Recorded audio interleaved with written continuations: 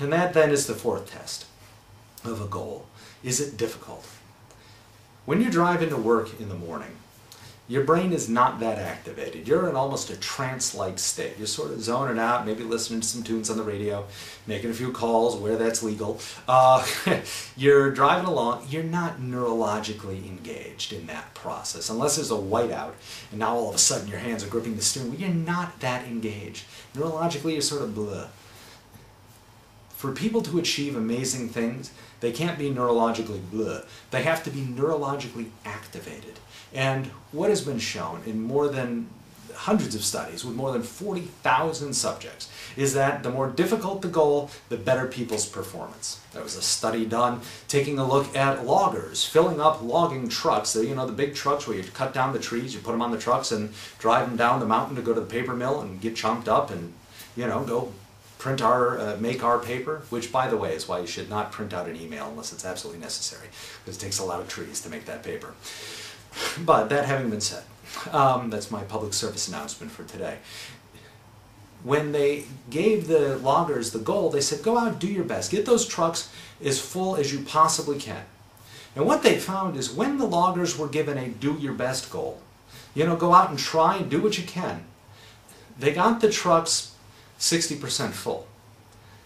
But when they said, you know what, they looked at that and they said 60% is okay. I mean, it's not the worst ever, but we could make that better. When they went out and they gave them a more difficult goal, 94% full, for example, that's what they found was as full as you could get it and still be within the safe zone and not have accidents and all that.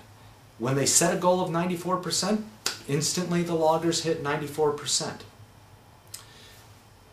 When they gave a math test to students, they set them down and they said, answer as many math questions as you can correctly. They answered as many as they could. They took a look at the numbers and said, we still think you can do more. They made it 6% harder than in the previous case. The math students didn't achieve 6% harder. They achieved 20% more answered questions, more questions answered correctly. In every single case where this has been studied, the more difficult the goal, the better the achievement. If you want great achievements, don't set a goal that is easy. It's sleepwalking. It's like driving into work in the morning. Your brain is just not on. If we want a goal that is really going to neurologically activate us and amp us up, it has to be more difficult than the goals we've been used to. It has to be as difficult as those great achievements you thought about at the very beginning of this little video.